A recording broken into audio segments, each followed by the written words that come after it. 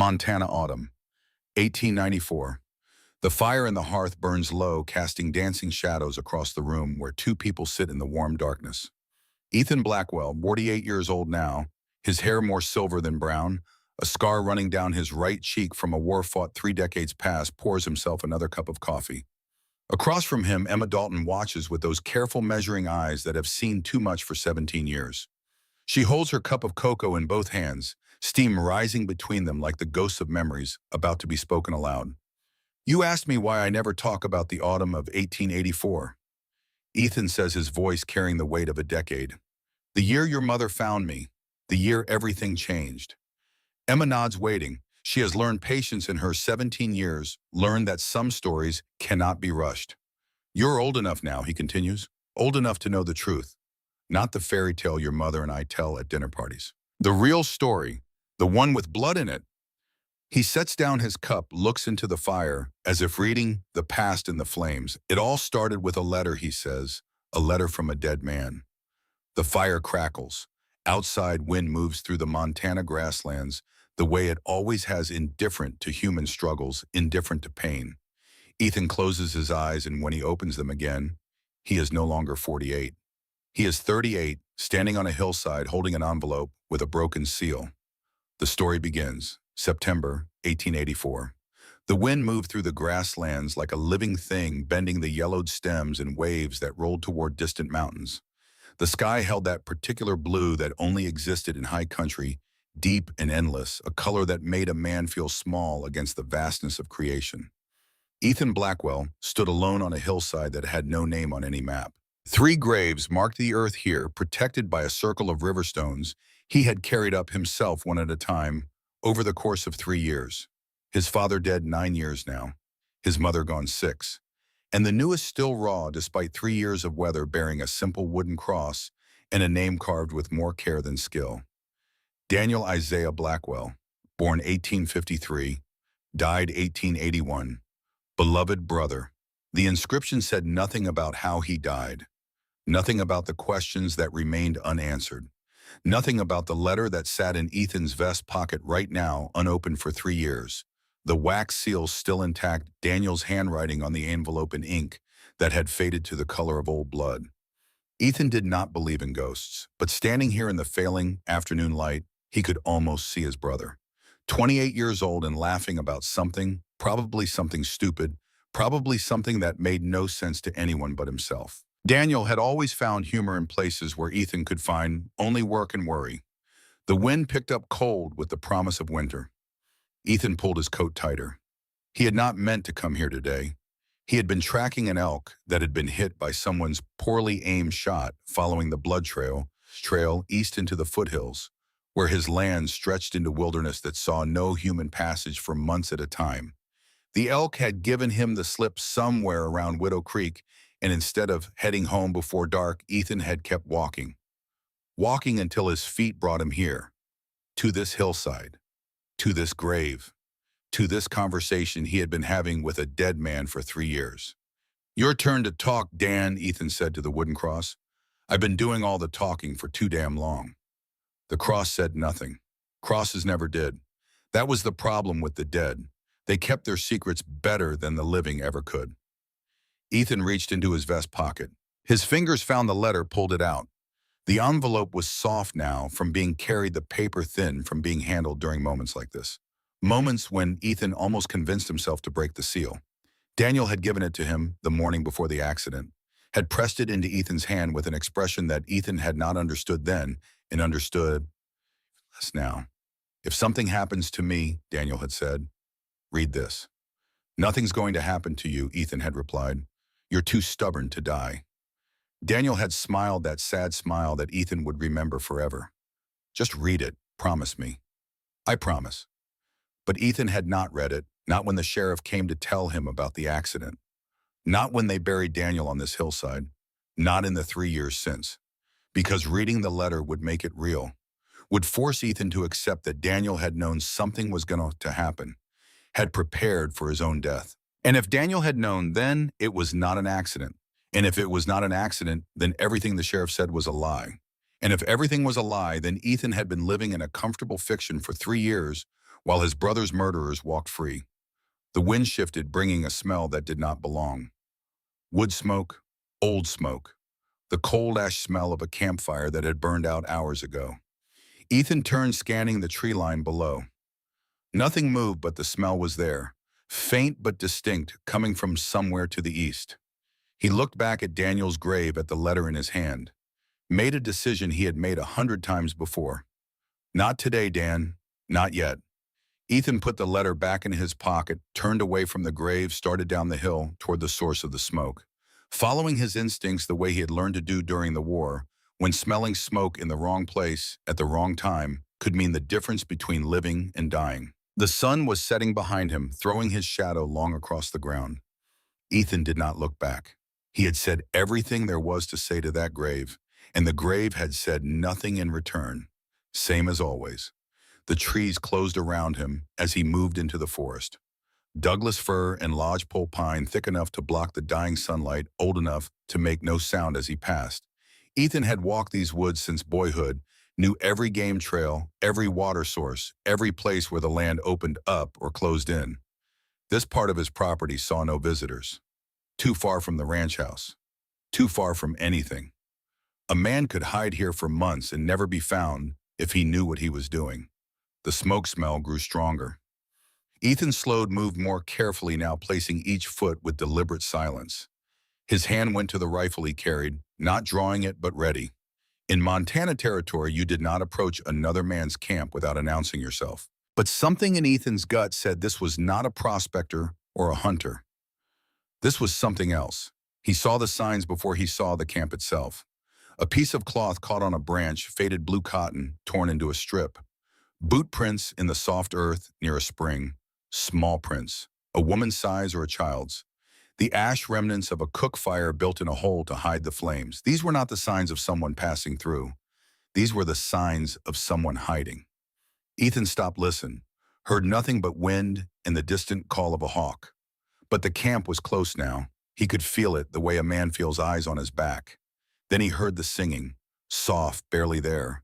A woman's voice carrying a melody that hit Ethan in the chest like a fist. He knew that song. His mother had sung it. His grandmother before her. A lullaby in a language that was not quite English, not quite anything he could name. The words worn smooth by generations of mothers singing children to sleep. Ethan moved toward the sound, pushed through a stand of willows, stopped at the edge of a small clearing. The cabin was built against the hillside, half dug into the earth like an animal's den. The roof was covered in saw and branches so that from above it would be invisible. Smoke rose from a hole in the roof, thin and careful. A garden plot beside the door held the brown stalks of plants that had been harvested weeks ago. A water barrel sat beneath a runoff spout. Someone had built a life here, hidden in plain sight, on Ethan's land. The singing came from inside. The voice rose and fell with the melody gentle and achingly familiar. Ethan's mother had sung him to sleep with that song, had told him it was about stars and rivers and the long road home. He stepped into the clearing. His boot broke a twig. The sound was small, but in the silence it might as well have been a gunshot. The singing stopped. The cabin door opened. A woman stepped out holding a Winchester rifle, and it was pointed directly at Ethan's chest. For a long moment, neither of them moved. Ethan kept his hands visible, his own rifle still slung across his back. The woman stood in the doorway with the kind of stillness that comes from practice. Her face was half in shadow, but Ethan could see enough. 30-some years old, dark hair pulled back severe, eyes that measured him the way a prospector measures ore, looking for value or threat, or both. She was not beautiful in the way men usually noticed, but there was something in the set of her shoulders, the angle of her jaw, that spoke of strength forged in fire. This was a woman who had survived things that would have broken softer people. "Turn around," the woman said. Her voice was steady, no fear in it, which told Ethan more than fear would have. She had been expecting this moment, had prepared for it. "And forget you saw this, for your own good." Ethan did not turn around. He studied her instead. The way she held the rifle. Professional. Not a rancher's wife defending her property, but someone who had been trained. The set of her shoulders tense but controlled. The placement of her feet ready to move fast if needed. "I know that song you were singing," Ethan said. The rifle did not waver. Lots of people know that song. My brother used to sing it before he died. Something flickered in the woman's eyes, barely perceptible, but Ethan saw it. A flinch, recognition, or maybe just the reflexive sympathy people show when death is mentioned. I'm sorry for your loss, the woman said. Now leave. How long have you been on my land? The question seemed to surprise her. The rifle dipped half an inch, then came back up. Long enough to know you're alone, she said. Long enough to know you won't shoot a woman, and long enough to know you don't report squatters to the law. What I want to know is why you're so scared, and it's not me you're scared of. Silence. The wind moved through the clearing, stirring the dead garden plants. From inside the cabin came a small sound, a child's cough quickly muffled. You have a little one in there, Ethan said. That's none of your concern. Everything on my land is my concern. But I'm not interested in making trouble for a woman and child who built a home in a place nobody looks. I'm interested in knowing who you're running from. Because you're running. That much is clear. The woman stared at him. Ethan could see her mind working behind those eyes, calculating odds, weighing options, trying to decide if he was a threat or something else. I'm nobody, she said finally. Just a woman who needs to be left alone. Ethan nodded slowly. All right, you're nobody. I can accept that. But if somebody comes looking for nobody, I'd like to know who that somebody is, so I know whether to point them in the wrong direction or not. The rifle lowered. Just a fraction. The woman was still ready to use it, but the immediate threat had passed. Why would you do that? She asked. Why would you help someone you don't know? Ethan thought about Daniel's grave, about the unopened letter, about 3 years of questions with no answers. Because I know what it's like to have questions nobody will answer, he said, and I know what it's like to be alone. And I reckon anybody who hides this well has a damn good reason. The woman studied him for another long moment. Then she lowered the rifle completely, not setting it aside, just lowering it to a less threatening position. My name is Sarah, she said. Sarah Dalton. Ethan Blackwell. I know who you are. I know you own this land. I know your brother died 3 years ago in a riding accident. I know you live alone and talk to nobody. I know your chimney smoke goes up at 5 in the morning and dies down by 9 at night. I've been watching you, Mr. Blackwell, making sure you're the kind of man who keeps to himself. Smart, Ethan said. And am I so far? What happens when so far ends? Sarah's expression hardened. Then my daughter and I disappear. And you forget you ever saw us. From inside the cabin, a small voice called out, Mama. Stay inside, Emma, Sarah called back. Everything is fine. But there was a tremor in her voice now, the first crack in the armor. Ethan heard it and filed it away. How old is she? He asked. 7. That's young to be living in the wilderness. She's alive. That's what matters. Running is no life for a child. Sarah's eyes flashed. You know nothing about my life, about what I'm running from, about what I had to do to keep my daughter safe. Then tell me. No. Why not? Because telling you makes you part of this, and being part of this gets people killed. The words hung in the air between them. Ethan heard the truth in them, the weight of experience. This was not paranoia. This was not a woman fleeing a bad marriage or avoiding debt. This was something darker. Who did you see killed? Ethan asked quietly. Sarah went very still. How did you know? People don't hide like this unless they witness something they weren't supposed to see. And people don't keep watching and waiting unless they think whoever did it is still looking for them. Sarah's hands tightened on the rifle. You should go, Mr. Blackwell. Ethan. What? My name is Ethan, and I'm not going anywhere until you tell me if my brother's death 3 years ago had anything to do with whatever you saw. The color drained from Sarah's face. I don't know what you mean. Daniel died a week after helping someone. He wouldn't tell me who, just said he was helping a friend who needed to hide. He died on the eastern ridge, fell from his horse, they said. But Daniel grew up riding these hills. He wouldn't fall, not unless someone made him fall. Sarah's breathing had changed. Faster now. Shallower. Ethan saw her fighting to keep control. Please leave, she whispered. Please, you can't be here. If they see you talking to me, they'll kill you too. Who is they? Before Sarah could answer, the sound of gunfire split the evening air. 2 shots.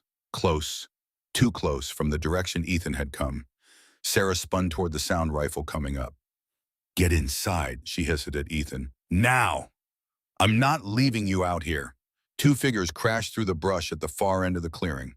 Men moving fast. One of them saw Sarah and shouted, "There she is!" Sarah fired. The shot went high, intentional, a warning. The men scattered for cover. Inside, Sarah said again to Ethan, or run, but if you stay out here, you're dead. Ethan unslung his rifle. I don't run. You're a fool. I've been called worse. The men opened fire. Bullets tore through the clearing, splintering wood, kicking up dirt. Sarah dropped behind the water barrel, returning fire with practiced precision.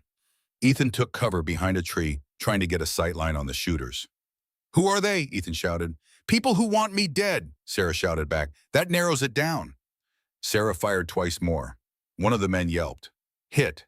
Not fatal, but enough to make them reconsider their approach. The shooting paused. Ethan could hear them talking to each other in low, urgent voices. How many? Ethan called. 2, maybe more in the trees. What do they want? Me, and anything I might have told. Told who? Anyone. The cabin door opened a crack. Emma's small, terrified face appeared. Mama! Get back inside, Sarah screamed. Now, baby, now! The girl disappeared. The door slammed, and in that moment of distraction, one of the men made a move, rushed across the clearing towards Sarah's position. Ethan saw him coming, aimed, fired. The man went down hard, clutching his legs, screaming. The second man broke and crashed back through the brush the way he had come. The sound of his retreat faded into the distance. Silence returned to the clearing. But it was a different silence now. The kind that follows violence, weary and uncertain. Sarah stood slowly. Her left shoulder was dark with blood. She had been hit and had not made a sound. You're shot, Ethan said. It's nothing. It's not nothing. I've had worse. She walked to the wounded man on the ground, stood over him with her rifle pointed at his head. Ethan could not see her face, but he could see the tension in her body. The war between mercy and survival. Who sent you? Sarah asked the man. The man spat blood. You know who. Say his name. Go to hell. Sarah's finger moved to the trigger. Ethan stepped forward. Sarah, don't. She did not pull the trigger, but she did not lower the rifle either. Get out of here, she told the wounded man. Tell whoever sent you that next time they won't be walking away. The man dragged himself to his feet, stumbled toward the tree line, disappeared into the gathering darkness. Sarah lowered her rifle, stood very still, then her knees buckled. Ethan caught her before she hit the ground. Inside, he said. Let me look at that shoulder. No, you need to leave. They'll come back with more men. Then we both need to leave. You and your daughter. You can't stay here now. I have nowhere else to go. You can come to my ranch tonight before they regroup. Sarah looked up at him. Her face was pale with pain and blood loss. Why? She asked. Why would you do this for us? Because my brother died protecting you, Ethan thought. And I won't let his death mean nothing. But he did not say that. Not yet. Because you need help, he said simply. And I'm here. The cabin was small, one room with a loft where Emma slept. Clean despite the rough construction, organized with the desperate tidiness of someone who controlled what little she could. Shelves lined with bars of preserved food and dried herbs. A small table with 2 chairs. A bed behind a curtain. The smell of wood smoke and healing plants everywhere. Emma sat on the bed clutching a worn cloth doll. Eyes huge with fear, Sarah knelt beside her. It's all right, baby. The bad men are gone. Are they coming back? Not tonight. The little girl looked at Ethan. Who is he?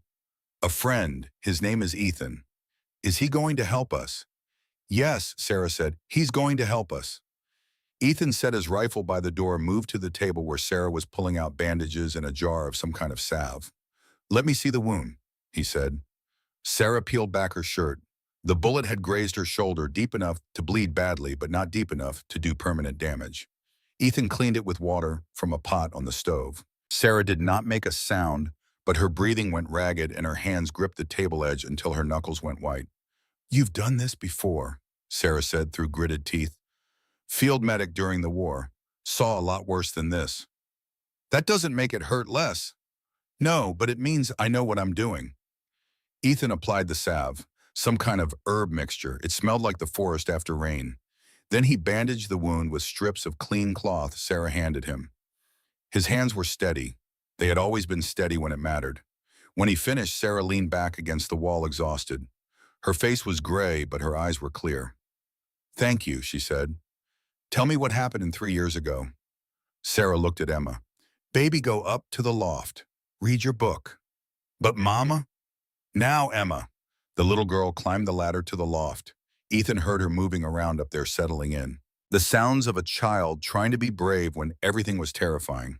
Sarah stood, walked to a loose board in the floor, pried it up, pulled out a leather journal wrapped in oilcloth, set it on the table.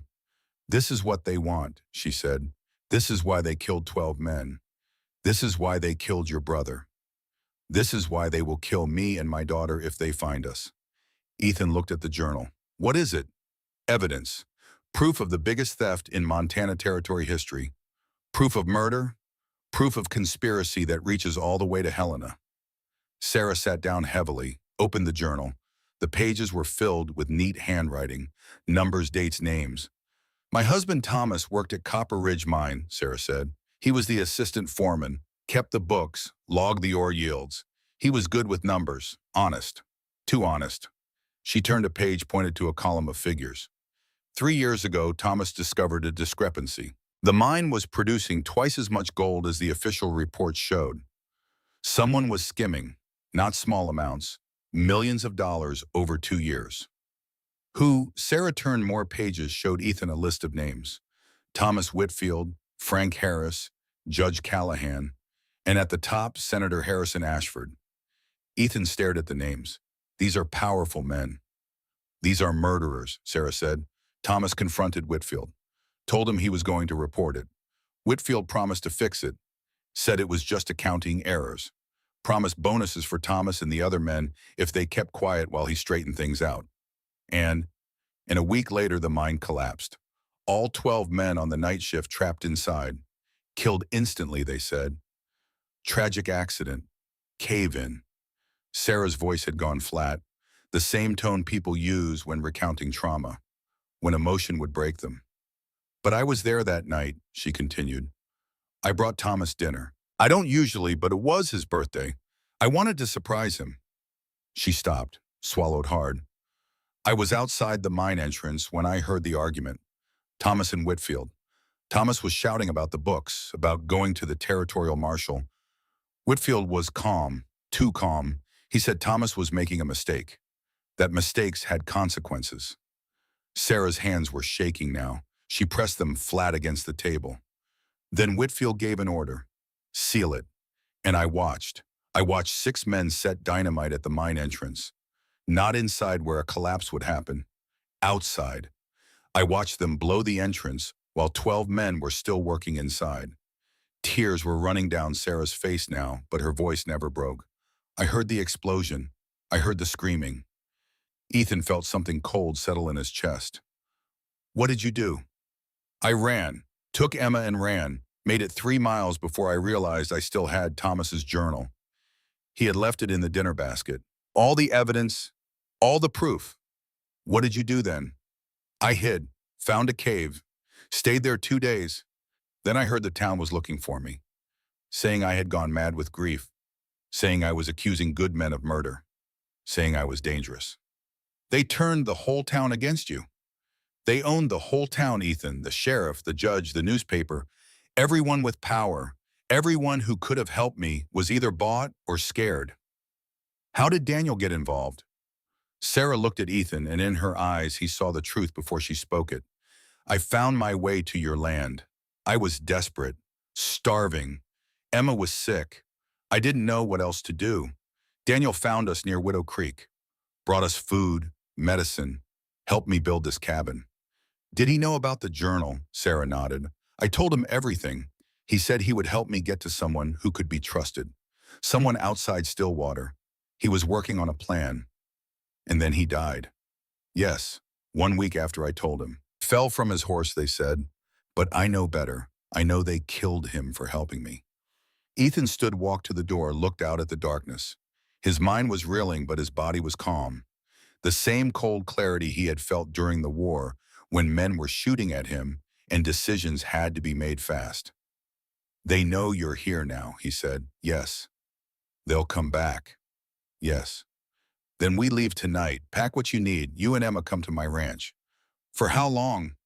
As long as it takes. As long as what takes, Ethan turned to face her. To finish what my brother started, to get that journal to someone who can use it, to make sure those men pay for what they did. Sarah shook her head. You don't know what you're saying. These people have killed 13 men already.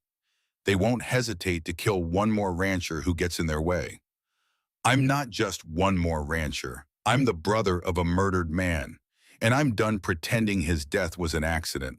Ethan crossed to the table, looked down at the journal, at Thomas's careful handwriting, at the names of men who thought they were untouchable. My brother left me a letter, Ethan said. 3 years ago, I've never opened it.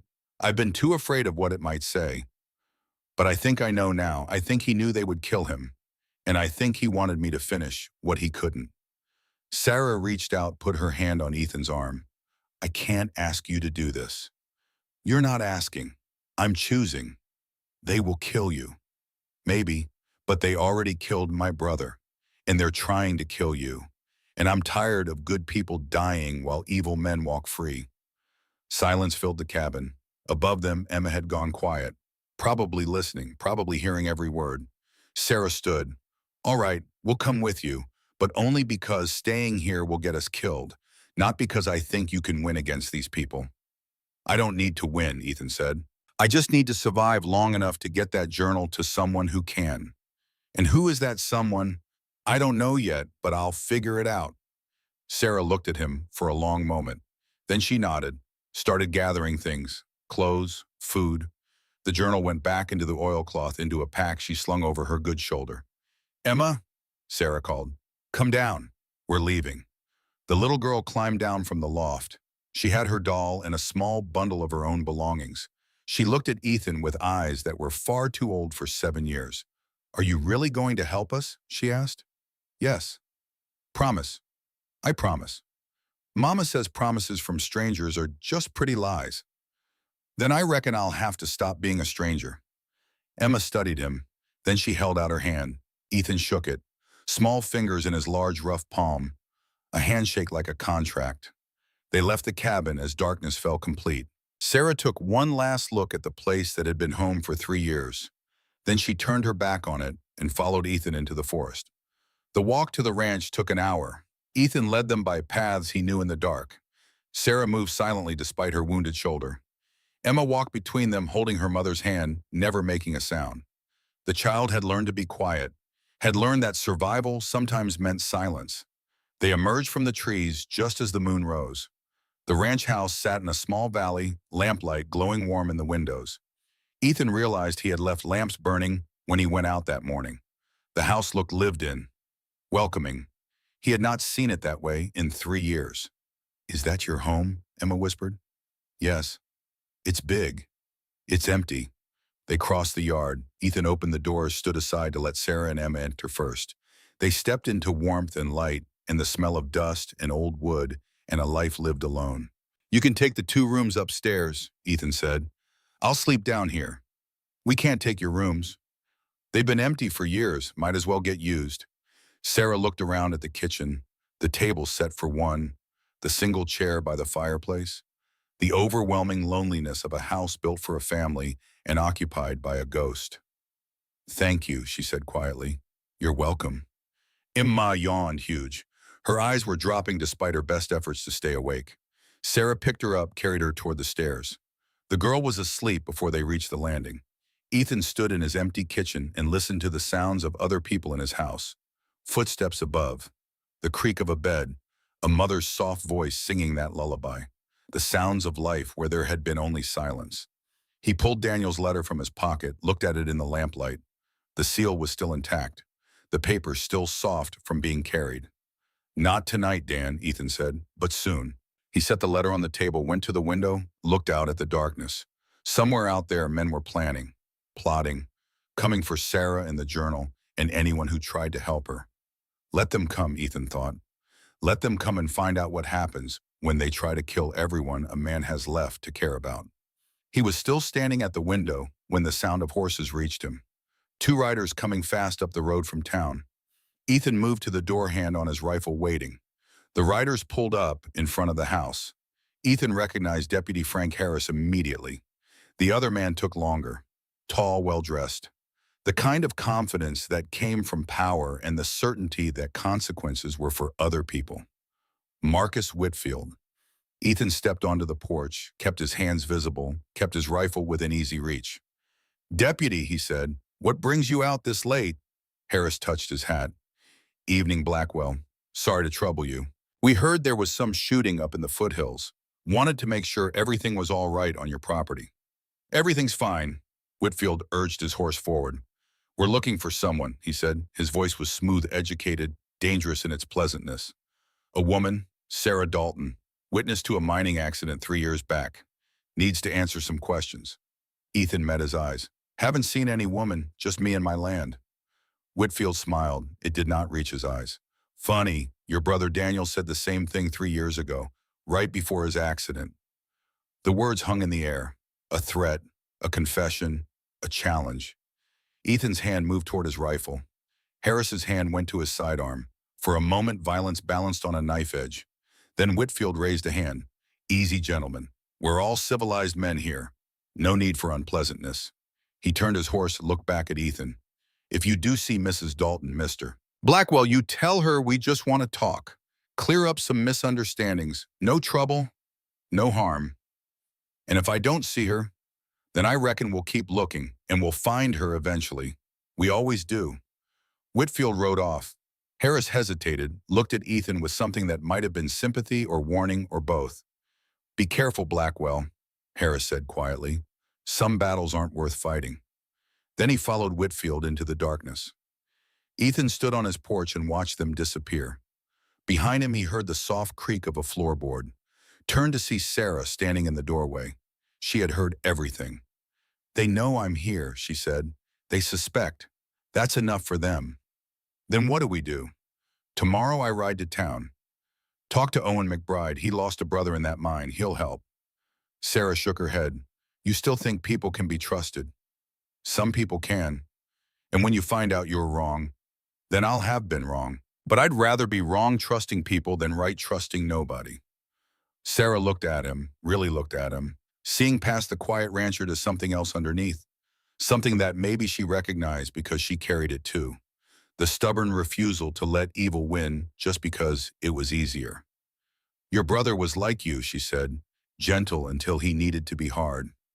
Ethan thought about that, about Daniel singing that lullaby, about Daniel helping a desperate woman and her child, about Daniel dying because he chose kindness over safety. "Yeah," Ethan said, "I reckon he was. They killed him for it." "I know. They'll kill you too." "Probably." Sarah turned to go back inside, paused at the door. "Ethan, yeah.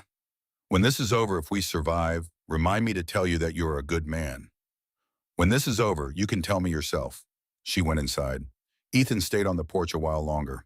The night was cold and getting colder. Winter was coming, and with it a reckoning 3 years in the making. He reached into his pocket, pulled out Daniel's letter one more time, looked at it in the moonlight. "Tomorrow, Dan," he thought. "Tomorrow I read it, and then we finish this together." The letter went back into his pocket. Ethan went inside, locked the door, checked his rifles, loaded fresh ammunition, prepared for a war he had been avoiding since the day they put his brother in the ground. Upstairs, Sarah sang her daughter to sleep with that old lullaby. The sound drifted through the house, filled the empty spaces, made the silence a little less lonely. And for the first time in 3 years, Ethan Blackwell went to bed in a house that felt like a home instead of a tomb. In the warm glow of the 1894 hearth, Emma sets down her cup. Her hands are trembling slightly. "They came that same night," she says. "The men who wanted Mama dead." Ethan nods. "Whitfield and Harris, making their threat clear, letting me know what I was choosing. And you still chose to help. Your mother needed help. You needed help. That was enough." Emma looks into the fire, seeing the past in the flames the way her stepfather had moments before. "What happened next?" she asks, though she knows. She has always known. But hearing it spoken aloud in Ethan's voice makes it real in a way memory never could. Ethan picks up his coffee, takes a long drink. When he sets the cup down, his eyes are distant. Next came the hardest part, he says. The part where I had to decide who I was. The man who survived by staying quiet, or the man my brother believed I could be. He looks at Emma, and in his eyes, she sees the weight of every choice, every consequence, every life saved and lost in the days that followed. Tomorrow I'll tell you about the gathering, he says, about Owen and the others, about the plan we made, about the moment I finally opened your Uncle Daniel's letter, and about the man in black. Ethan's face darkens. Yes, about him too. The fire crackles. Outside Montana, wind carries the smell of coming snow. In this house, 10 years after the events that changed everything, an old man and a young woman sit together in the warm darkness, connected by blood and choice, by survival and love, by a story that deserves to be told true. Emma stands, kisses Ethan's weathered cheek. Thank you for telling me. You deserve to know. I'll see you in the morning. She climbs the stairs, disappears into the upper rooms where her mother sleeps. The same rooms where she slept as a frightened 7-year-old, not knowing if she would survive the night. Ethan sits alone by the dying fire. In his pocket, though the original is long buried, he can still feel the weight of that letter. Daniel's final words. The truth that changed everything. Outside Montana sleeps under stars that have watched over this land since before men gave it a name. Inside, Ethan Blackwell closes his eyes and remembers. Not with pain now, not with regret, but with the quiet satisfaction of a man who chose right when right was hard. Tomorrow he will tell Emma about the gathering storm, about allies found and enemies revealed, about the journey to Nevada and the man who waited there in chains. But tonight he lets the memory rest, lets the fire burn low, lets the house settle into the comfortable silence of home. The story is not finished. There are miles yet to go, battles yet to fight, truths yet to speak. But part one has been told, the foundation laid, the characters introduced, the stakes made clear. And in the telling, in the remembering, in the passing of story from old to young, Daniel Blackwell lives again. Not as a ghost, not as a grave on a hillside, but as the man who chose right, who paid the price, who trusted his brother to finish what he started. The witness is gone, but the testimony remains. And tomorrow the story continues. The fire has burned down to embers by the time Emma descends the stairs again. Dawn is still hours away, but sleep eludes her. The story her stepfather began has awakened something in her. Questions that have lived quietly in the back of her mind for years now demanding answers. Ethan sits where she left him, as if he knew she would return. A fresh pot of coffee steams on the table between them. He pours 2 cups without speaking, slides one across to her. Couldn't sleep, he asks. Tell me about the man in black, Emma says. Tell me about the Prussian. Ethan's jaw tightens. Even 10 years later, the name carries weight. His real name was Reinhard Keller, Ethan says. 42 years old in 1884. Former officer in the Prussian army. Came to America after the Franco-Prussian War ended in 1871. Spent 13 years doing one thing very well. Killing people. Killing people who needed killing, he would have said. He was a professional. No passion, no anger. Just a man with a particular skill, selling that skill to whoever could pay. Emma leans forward. When did you first know about him? Ethan closes his eyes, and when he opens them, he is 38 again, standing in the cold Montana morning, watching smoke rise from a distant building. The day after your mother came to my ranch, he says, the day Owen McBride's barn burned. The story continues. Morning came to the Blackwell Ranch with the kind of light that made everything look clean and new, even things that were broken. Ethan woke to the smell of coffee, which stopped him cold because he had not smelled coffee made by someone else in 3 years. For a moment, lying in his bed downstairs with dawn breaking through the window, he thought maybe he had dreamed the whole night. The gunfight, the woman and child, the visit from Whitfield. Then he heard footsteps upstairs, a child's voice asking a question, a mother's soft answer. Real. All of it real. Ethan rose dressed, went to the kitchen to find Sarah at his stove making breakfast with the careful movements of someone favoring a wounded shoulder. Emma sat at the table, legs swinging, drawing something on a piece of paper with a stub of charcoal. Morning, Ethan said. Sarah turned. There was a moment of awkwardness. The kind that comes when strangers wake up in the same house and have to navigate the strange intimacy of morning routines. I made coffee, Sarah said. Hope you don't mind. Mind, I've been drinking my own coffee for 3 years. This smells like heaven. It's just coffee. No, ma'am. Coffee made by someone else is never just coffee. Emma looked up from her drawing. Papa used to say that. He said Mama's coffee was the only reason he got out of bed in the morning. The words hung there, Papa. Past tense. A whole life compressed into memory. Your papa was a smart man, Ethan said. Mama says he was the best man she ever knew. He was, Sarah said quietly. She poured coffee into 3 cups, brought them to the table. They sat together, the 3 of them, in a silence that was comfortable despite being new.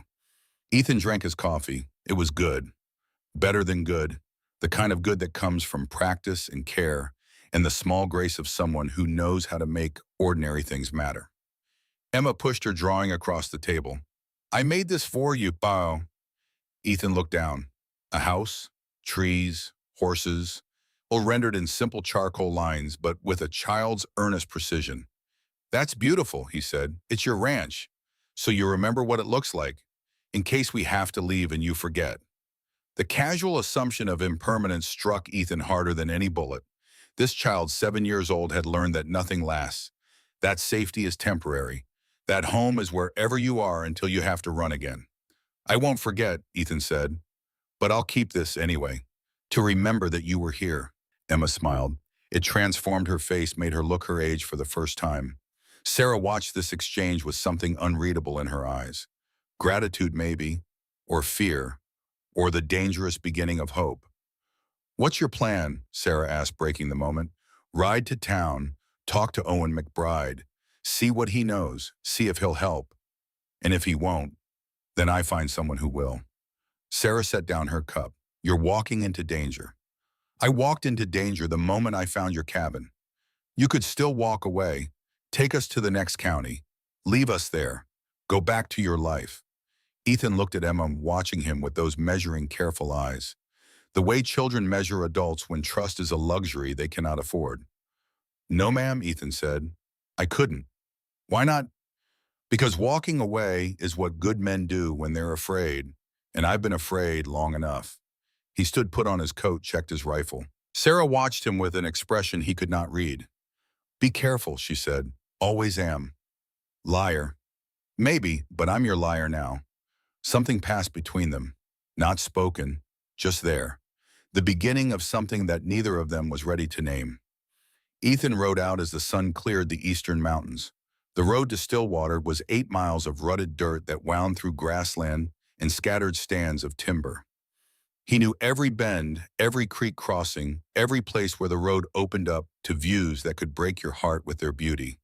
This was his land, his home, and he was about to put it all at risk for a woman he had known less than 12 hours. Daniel would have done the same thing. That thought sat in Ethan's mind like a stone. Daniel had done the same thing, and Daniel was dead for it. Ethan reached into his vest pocket. His fingers found the letter. Still sealed, still carried, still unread. He pulled his horse to a stop in the middle of the road, sat there in the morning quiet with the letter in his hand. 3 years of avoiding this moment. 3 years of pretending he did not need to know. 3 years of letting fear make his decisions. Ethan broke the seal. The wax crumbled under his thumb.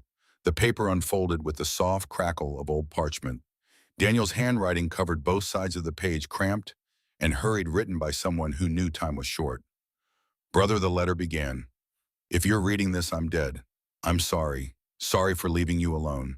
Sorry for the questions I know this will raise. Sorry for the burden I'm about to place on you. But there's no one else I trust. No one else who will do what needs doing. Ethan's hands shook. He steadied them, kept reading.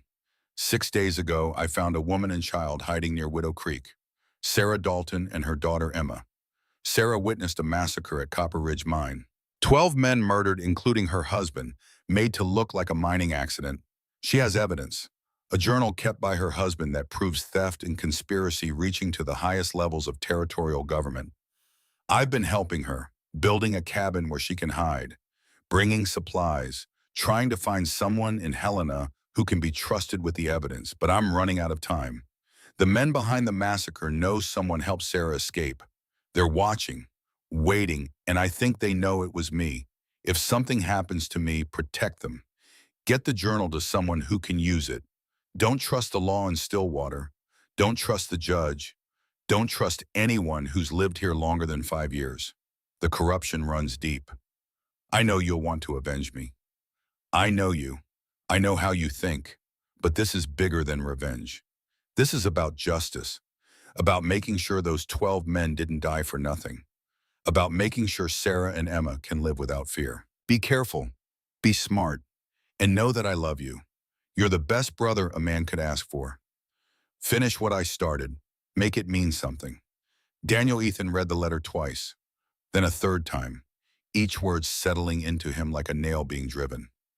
Daniel had known he was going to die, had prepared for it, had trusted Ethan to finish what he could not. The guilt that Ethan had carried for 3 years shifted, changed shape, became something else.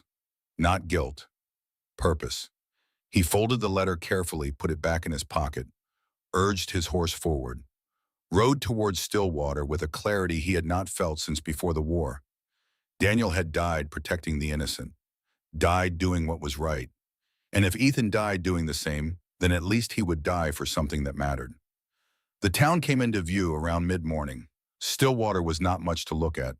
One main street lined with false front buildings that pretended to be more than they were.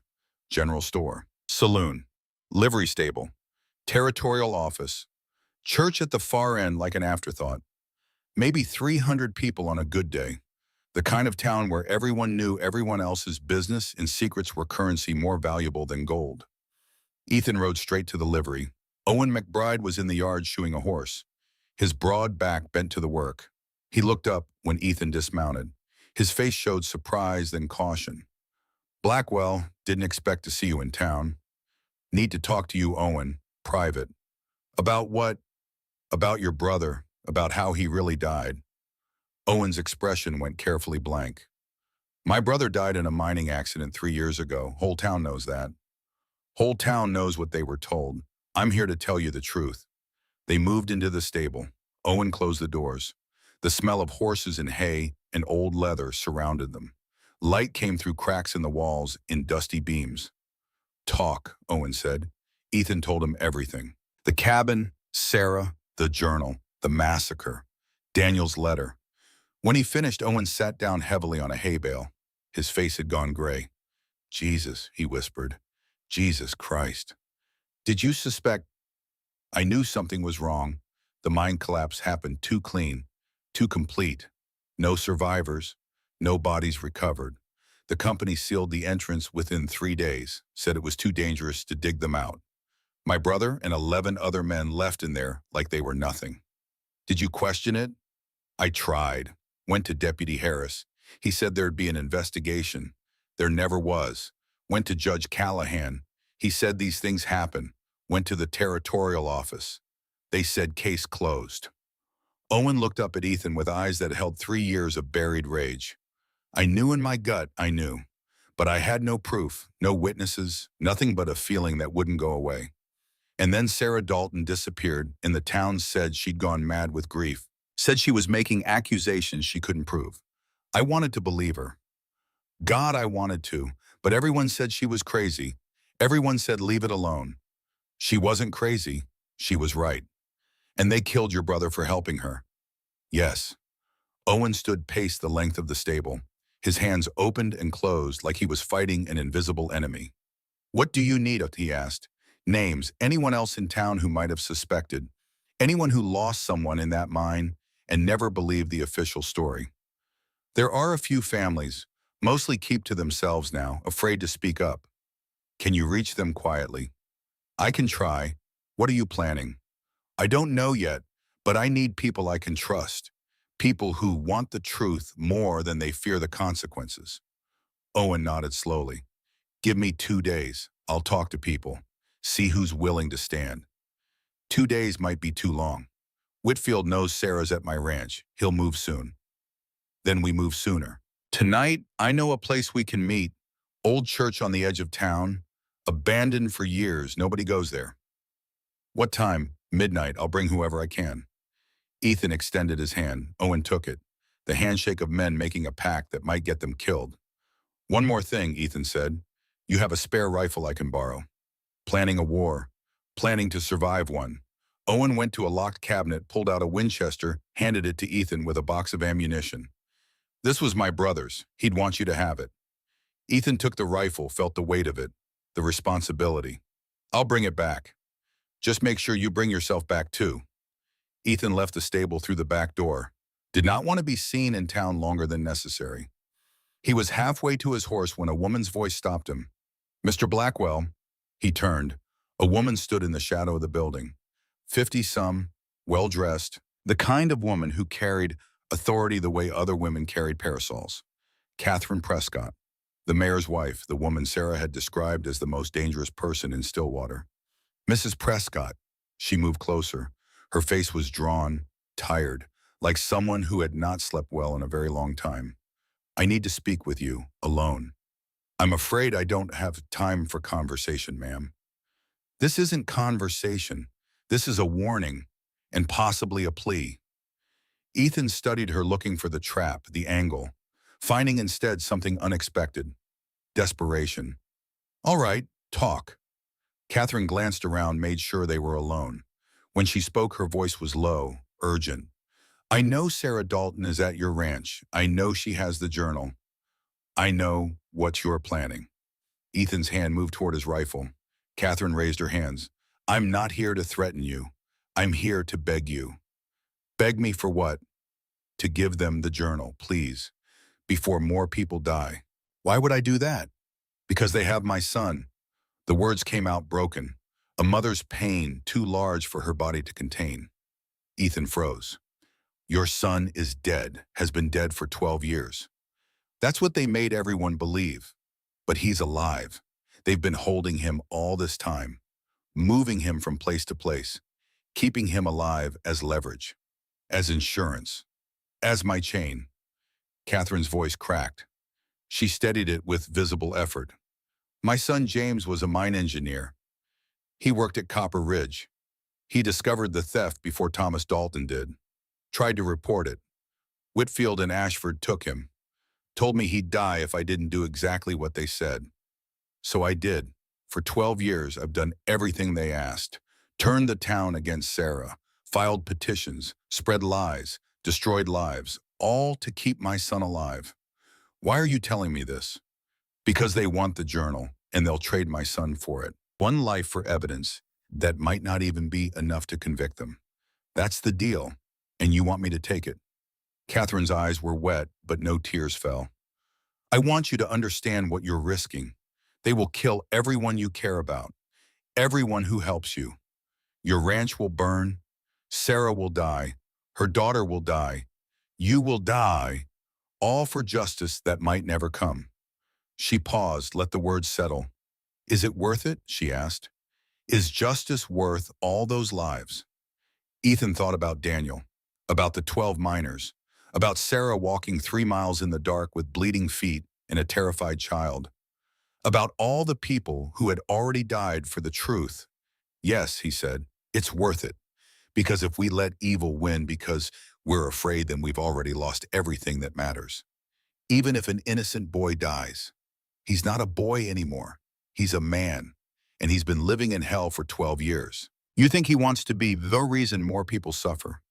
You think he wants his mother destroying innocent lives to save his... You don't understand. I understand that hard choices are hard for a reason, and I understand that sometimes the only way to stop evil is to stand against it, even when the cost is too high. Catherine looked at him, really looked at him, seeing something she had not expected. You're like your brother, she said. He said the same thing. You knew Daniel. He came to me weeks before he died, asked me to help Sarah. I refused. I was afraid. And a week later, he was dead. I've carried that guilt every day since. She reached into her coat, pulled out a folded paper, handed it to Ethan. This is where they're keeping James, or where they were keeping him 6 months ago. I don't know if he's still there. I don't know if he's even still alive. But if you can save him, if you can end this, then maybe I can stop being the monster I've become. Ethan took the paper, unfolded it, a map, detailed, a location in Nevada, an abandoned silver mine near Virginia City, coordinates, landmarks, guard positions. Why give this to me? Because I'm tired of being afraid, tired of hurting people to protect one person, tired of living in a prison built from my own cowardice. Catherine turned to leave, stopped. They're planning something, Whitfield and Ashford. I heard them talking. They're sending someone, not just hired guns, someone professional, someone who doesn't fail. When happen. Soon, maybe tonight, maybe tomorrow, but soon. She walked away, disappeared into the morning foot traffic, left Ethan standing there with a map to a kidnapped man and the knowledge that time was running out faster than he thought. He rode back to the ranch at a gallop, found Sarah in the kitchen teaching Emma arithmetic with beans and a slate. They both looked up when he burst through the door. "What happened?" Sarah asked. "Everything," Ethan said, "and it's worse than we thought." He told them about Owen, about the midnight meeting, about Catherine. When he mentioned James Prescott, Sarah went pale. "She has a son alive. Catherine says they've been holding him 12 years. My God, she must have been in hell." She was, and she's been making everyone else suffer to stay there. Emma had stopped pretending to do arithmetic, was listening with the intensity of a child who knows adult conversations sometimes determine whether you live or die. "Mama," she said quietly, "what does this mean?" "It means things are about to get dangerous, baby." "More dangerous than the cabin," Sarah pulled her daughter close. "Yes, much more dangerous." Ethan went to the window, looked out at his land, his ranch, the place Daniel had built with their father, the place that had been home for 38 years.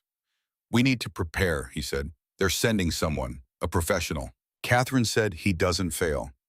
Then we don't give him a chance to try." Sarah stood. Her shoulder was still bandaged, but she moved with purpose. "What do you need me to do?" "Can you shoot?" "I killed a man 2 nights ago. I can shoot." Ethan pulled out the rifle Owen had given him, handed it to Sarah. "This was Owen's brother's. He'd want you to have it." Sarah took the rifle, held it with the familiarity of someone who had held guns before, who had learned survival the hard way. "Thank you. We should fortify the house, board the windows, set up positions, make it hard for anyone to get in." They spent the afternoon preparing for war. Ethan moved furniture, created barricades, set rifles at strategic windows. Sarah helped where she could, her wounded shoulder limiting but not stopping her. Emma watched from the corner, her doll clutched tight, understanding in her own way that the world was about to become violent again. As the sun started to set, Ethan made a decision. "I need to go to that meeting tonight. Talk to Owen and whoever he brings. We need allies. You can't leave us here alone. You won't be alone. You have rifles. You have the high ground. You know how to defend a position." Sarah shook her head. "If they come while you're gone, if it's just me and Emma, we're dead." "Then we hope they don't come. But I need those allies, Sarah. We can't fight this alone." They stared at each other, two people trying to make impossible choices with no good options. "Go," Sarah said finally. "But if you're not back by dawn, I take Emma and run." "Fair enough." And Ethan, "Yeah. Come back, please. I'll do my best." "That's not a promise." "No, ma'am, it's not, because promises can be broken, and I'd rather give you truth than comfort." Sarah almost smiled. "Your brother said something similar once." "Did he?" "He said truth without hope was cruelty, but hope without truth was lying, and he'd rather be cruel than a liar." "Sounds like Dan." Emma came over, tugged on Ethan's sleeve. "Yes, little one." "Will you really come back?" Ethan knelt down to her level, looked her in the eyes. "I'm going to try very hard. But if you don't, I need you to promise me something." "What?" "You take care of your mama. You be brave. You remember that none of this is your fault. And you remember that there are good people in the world. People worth trusting, even when everything seems dark." Emma nodded solemnly. "I promise." "Good girl." He stood. Sarah walked him to the door. They stood there in the threshold, neither quite sure what to say. "Be careful," Sarah said. "You too, Ethan." "Yeah. Thank you for everything, for not turning us away, for believing me, for finishing what your brother started. You can thank me when this is over. If we survive. When we survive. He rode out into the gathering dark, left Sarah and Emma in his house with rifles and prayers, and the desperate hope that morning would find them all still alive. The abandoned church sat at the edge of still water like a forgotten promise. White paint peeling, roof sagging, windows broken. A place where faith had lived once and died slowly from neglect. Ethan arrived just before midnight, tied his horse in the trees, approached on foot, rifle ready, every instinct screaming that this could be a trap. Owen was waiting inside, and he had brought others. 8 people total, sitting in the ruined pews. Ethan recognized some of them. Families of the miners, townspeople who had kept their suspicions quiet for 3 years. Owen made introductions. Clara Henderson, whose husband died in the mine. Thomas Yates, whose son was killed. Margaret Bowl, who had lost a brother. Each one with their own grief, their own reason for risking everything. Owen told us what you know, Clara said, about Sarah, about the journal, about the murders. I'm sorry for your losses, Ethan said. Sorry it's taken this long for the truth to come out. What do you need from us? Thomas asked. Witnesses. When the time comes, we need people willing to testify, to stand up and say they believe Sarah, to challenge the official story. We could lose everything, Margaret said. Our homes, our businesses, they could destroy us. They already destroyed you when they killed your loved ones and called it an accident. The room went quiet, truth settling like dust. I'm not asking you to fight, Ethan continued. I'm asking you to stand, to speak, to be brave for the length of time it takes to tell the truth in front of a judge. And if we do, Clara asked, if we testify, what then? Then maybe we get justice, maybe we don't. But at least we tried, at least we stood for something. Owen stepped forward. I'm in, whatever you need. One by one, the others nodded, made their commitment, signed their names to a list Owen had prepared. 8 people willing to risk everything for truth. But as they were about to discuss next steps, Owen held up a hand for silence. Wait, there's something else you need to know. Something I heard this afternoon. He pulled out a crumpled newspaper clipping, a notice from the territorial office. Senator Harrison Ashford is coming to Stillwater. 5 days from now, public speech in the town square. They're already building the platform. Ethan's mind raced. Why is he coming here? Campaign tour. Needs votes from Montana territory. There'll be 3, maybe 400 people there. The plan formed in Ethan's mind like a storm gathering. Then that's when we do it, he said. Not in a courtroom where they control everything, in front of the entire town, public, undeniable. That's insane, Clara said. Probably, Ethan agreed, but so is everything else we're doing. We'd be putting targets on our backs, Thomas said. Those targets are already there. We're just choosing to stand anyway. Margaret stood. I'm with you. My brother deserves justice, even if it costs me everything. So do I, Clara said, her voice strengthening. One by one they committed, not just to testify in some distant courtroom, but to stand in the town square, in front of their neighbors, in front of the men who had destroyed their lives. 5 days, Owen said. That gives us time to spread the word, get more people. It also gives them time to prepare, Ethan said. We move carefully. No one talks about this outside this room. They agreed, made their plans, set a time to meet again. The meeting was breaking up when the sound reached them. Distant, unmistakable. Gunfire, multiple shots, coming from the east, coming from the direction of Ethan's ranch. No, Ethan whispered. He ran, did not wait, did not explain. Just ran for his horse and rode like hell itself was chasing him. 8 miles of dark road covered at a gallop that would kill the horse if it did not kill him first. The ranch came into view as flames lit the night sky. The barn was burning. Shots echoed across the valley.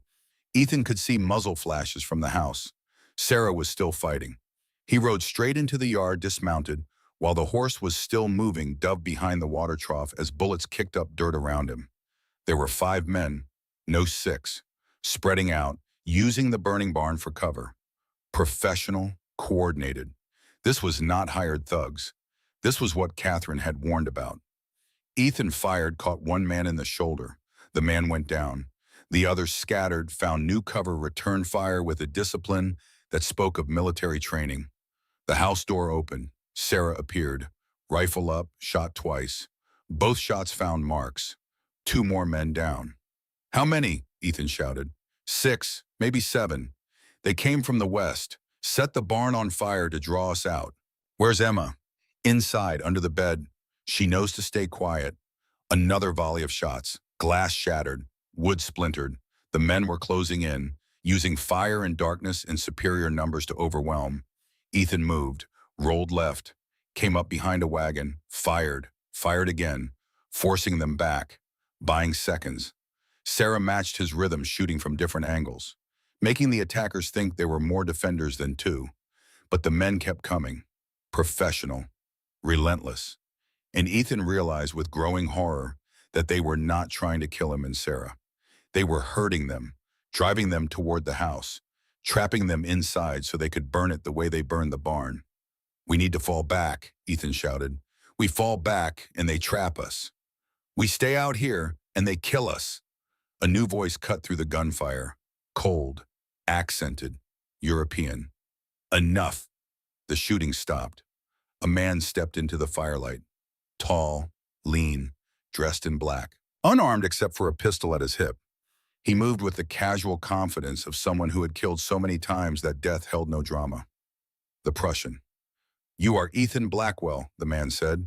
It was not a question. Ethan stood slowly, rifle aimed at the Prussian's chest.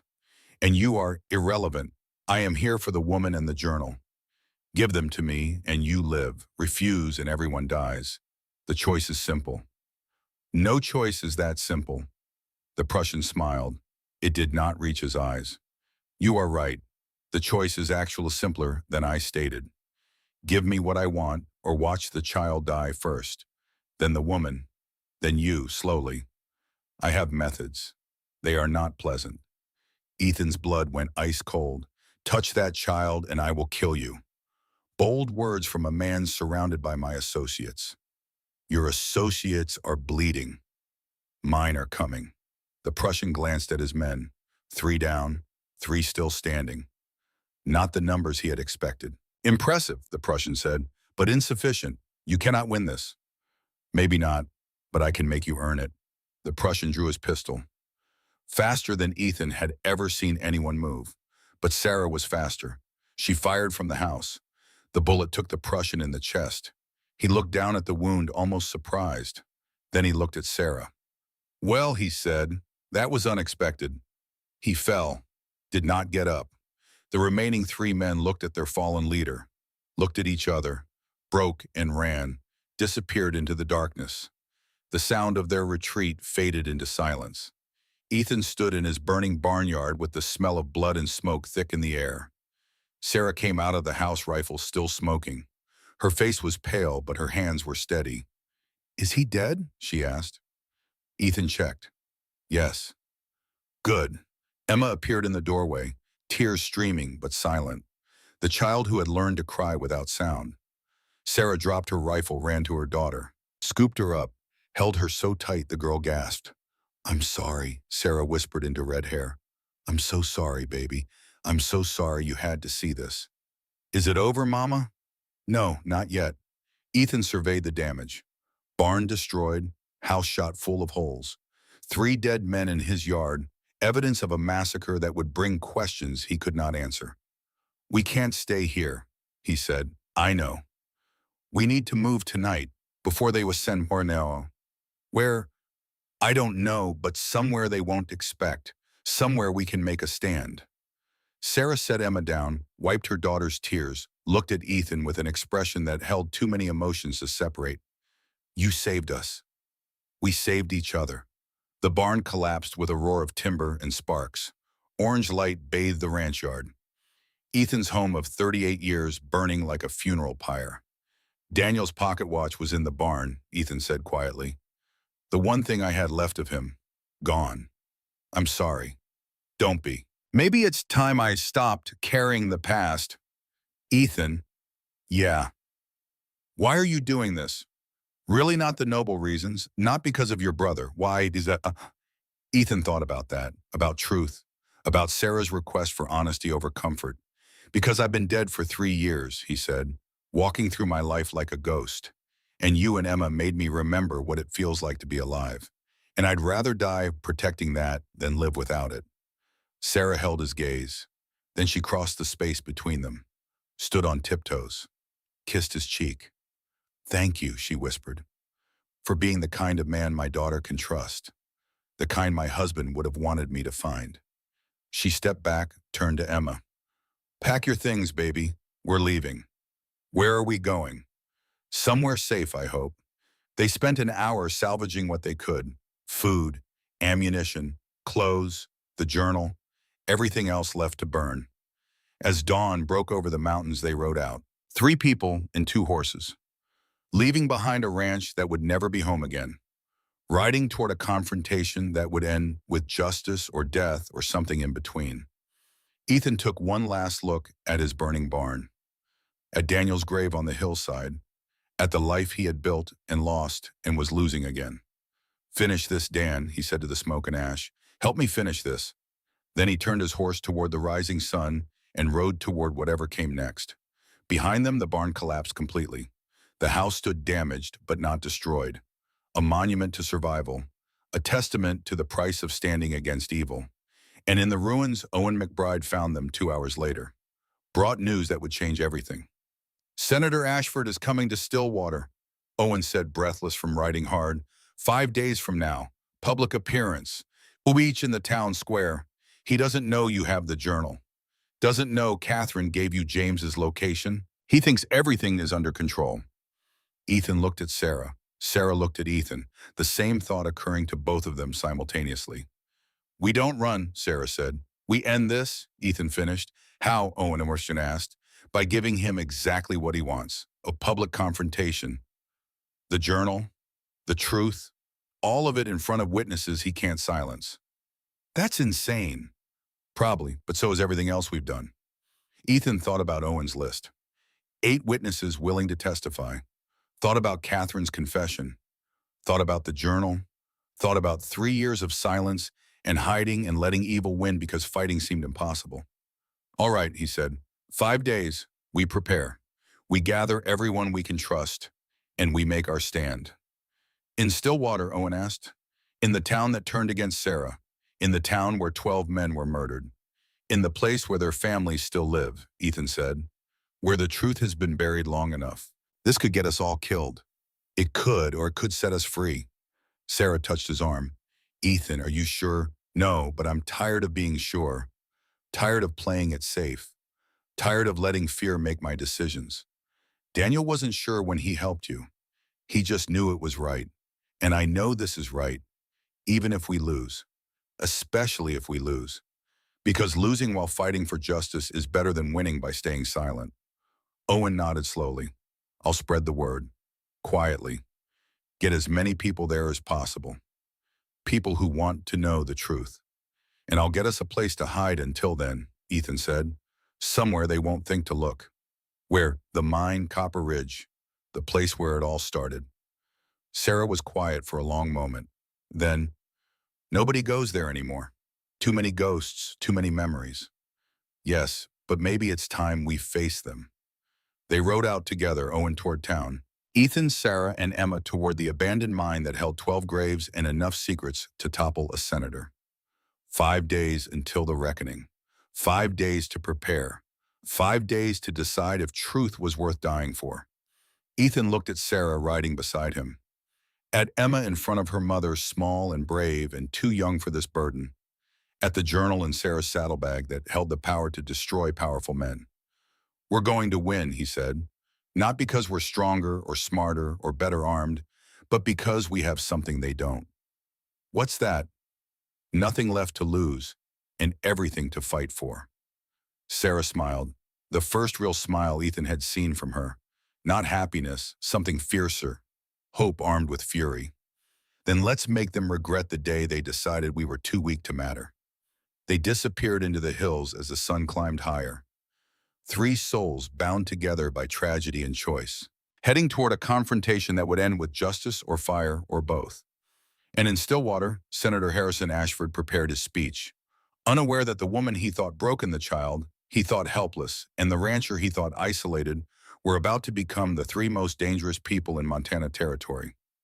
The mine waited, the truth waited, and in 5 days the whole territory would learn that some secrets refuse to stay buried, no matter how many people you kill to keep them hidden. In the warmth of the 1894 hearth, Emma has stopped crying, but her hands still shake as she sets down her cup. The Prussian, she says, I remember him. I remember hiding under the bed while Mama fought. I remember the way he spoke, like death was just business. Ethan nods. Reinhard Keller, he'd killed 47 people before that night. 47 confirmed. Probably more. And Mama killed him.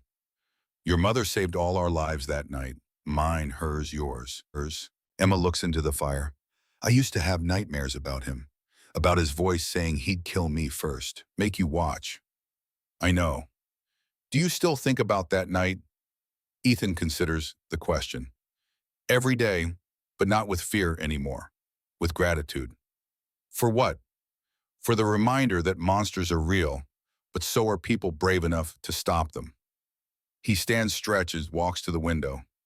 Outside, stars shine over Montana grasslands that have seen blood and redemption both. There's more to the story, he says. The part about Nevada, about finding James Prescott, about the choice I had to make. Tell me tomorrow, Emma says. I need time to let this settle. You sure? I'm sure.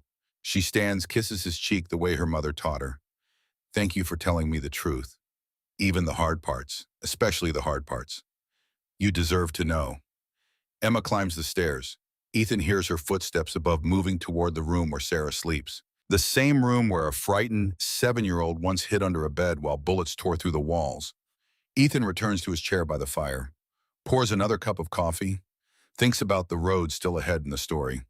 Nevada, James Prescott, the final confrontation in the town square.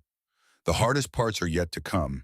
The choices that tested everything he thought he knew about right and wrong, about justice and mercy, about what one man can do when the world demands he choose between safety and truth. But those are stories for tomorrow. Tonight he sits in the warm darkness and remembers, not with pain, not with regret, but with the hard-won peace of a man who chose right when right was impossible. The fire burns low. The coffee grows cold. Outside Montana, winter presses close, and somewhere in the stars above Daniel Blackwell rests easy. Because the story his brother is telling is the truth. And the truth, however painful, is the only gift worth giving. The Montana morning arrives cold and clear, frost glittering on the windows like scattered diamonds. Emma descends the stairs to find Ethan already awake, coffee brewing, the fire built up against the chill. He looks older in the morning light. Not just the years since 1884, but the weight of memory itself. Couldn't sleep either, she asks. Old men don't need much sleep. Too many ghosts keeping us company. Emma pours herself coffee, sits across from him. Outside, the ranch is waking. Horses moving in the paddock, the sound of wind through bare trees. A world that has moved on from the violence of a decade past. Tell me about Nevada, she says. Tell me about finding James Prescott. Ethan nods slowly. He has been dreading this part. Not because it was difficult, though it was, but because it required him to make a choice that still haunts him. The choice between one life and many. Between certainty and hope. It was the hardest decision I ever made, he says. Leaving you and your mother while I rode into the unknown. 3 days there. 1 day for the rescue. 2 days back. With no guarantee I'd make it. No guarantee you'd survive while I was gone. But you went anyway. Because your mother convinced me it was right. And because a 7-year-old girl looked me in the eye and said the right thing is right, even when it's hard. Emma smiles at that. I don't remember being that wise. You were, you are. Ethan sets down his cup, closes his eyes, and the story continues. The Copper Ridge mine sat against the mountain like a wound that had never healed. The entrance was still sealed, massive timbers crossed over the opening, warning signs nailed to every surface. Danger. Keep out. Unstable ground. 3 years of weather had faded the paint, but not the message. This was a place where men had died. A place the living were meant to forget. Ethan, Sarah, and Emma made camp in the old supervisor's shack 50 yards from the sealed entrance. The building was half-collapsed roof open to the sky in places, but the walls still stood, and it provided cover from anyone searching the main roads. They could see approaching riders from 3 directions, could disappear into the mine tunnels if cornered. It was defensible, which made it the best option they had. Night fell over the mountains with the kind of darkness that only exists far from civilization. No moon yet, just stars so thick they looked like snow scattered across black velvet. Emma slept wrapped in blankets by a carefully shielded fire. Sarah sat watch by the window rifle across her lap. Ethan stood outside, listening to the wind move through the pines, thinking about the next 3 days. "You should sleep," Sarah said from the doorway. "You need rest." "Can't. Too much to think about." Sarah came out to stand beside him. She moved quietly, favoring her wounded shoulder but functional. "Healing." "What are you thinking about?" she asked. "All the ways this can go wrong, and all the ways it can go right. But the wrong ways keep winning in my head." Sarah was quiet for a moment. Then she said, "When Thomas died, I spent months thinking about what I should have done differently. Should have stopped him from going to work that night. Should have hidden his suspicions better. Should have run sooner. The should-haves nearly killed me." "What changed?" "Emma, one day she asked me why I was always sad, and I realized I was showing her that the world wins, that evil gets to take everything and we just accept it. I decided I didn't want her to learn that lesson. So I fought back." "So you survived." "Fighting back is what I'm doing now. With you." Ethan looked at her in the starlight. Her face was half shadow, half illumination. Strong features, determined eyes. The face of someone who had been broken and put herself back together with scar tissue and pure will. "I'm glad you found my land," he said. "I'm glad you found us." They stood in comfortable silence. Two people who had known each other less than a week, but had shared enough violence and fear and purpose to build a foundation that felt older than time. "Ethan," Sarah said quietly, "after this is over, if we survive, what happens? What do you want to happen?" "I don't know. I've spent 3 years not planning past tomorrow. The idea of a future feels like a luxury I haven't earned." "You've earned it, you and Emma both." "Have I?" "I've killed 2 men in the last 3 days. My hands have blood on them now. That doesn't wash off." "You killed men who were trying to kill your daughter. That's not murder. That's love in its most desperate form." Sarah turned to face him fully. "Is that what you tell yourself when you think about the men you killed in the war?" Ethan thought about that, about the bodies, about the screaming, about the field hospital where he tried to save men and watched them die anyway. "No," he said. "I tell myself that some violence is necessary. That doesn't make it good, doesn't make it clean, just necessary. And we live with the weight of it because the alternative is worse." "What's the alternative?" "Letting evil win because we're too afraid to get our hands dirty." Sarah nodded slowly. "Then I can live with dirty hands." "So can I." She reached out, took his hand, held it for 3 heartbeats, then let go and went back inside to sit watch over her sleeping daughter. Ethan stayed outside a while longer, thinking about futures and pasts and the strange way life changes when you least expect it. A week ago, he was a man counting days in silence. Tonight, he was a man preparing for war. The transformation had been so fast it felt unreal, but the weight of Daniel's letter in his pocket was real. The journal in Sarah's pack was real. The 12 dead men in the sealed mine behind him were real, and the confrontation coming in 4 days would be the most real thing of all. Dawn came cold and clear. Ethan woke to find Sarah already up boiling coffee over a small fire. Emma was reading her book in the morning light, that battered volume she had carried for 3 years. The domestic normality of the scene contrasted sharply with their situation. A family having breakfast in the shadow of a mass grave while planning to confront a senator. Owen arrived mid-morning with news and supplies. He rode up alone, leading a pack horse loaded with food and ammunition. "Anyone follow you?" Ethan asked. "No, I was careful. Took the logging roads, doubled back twice, we're clear." "What's the word in town?" "Ashford's definitely coming. Day after tomorrow. Making a big show of it, speech in the square, meeting with business owners.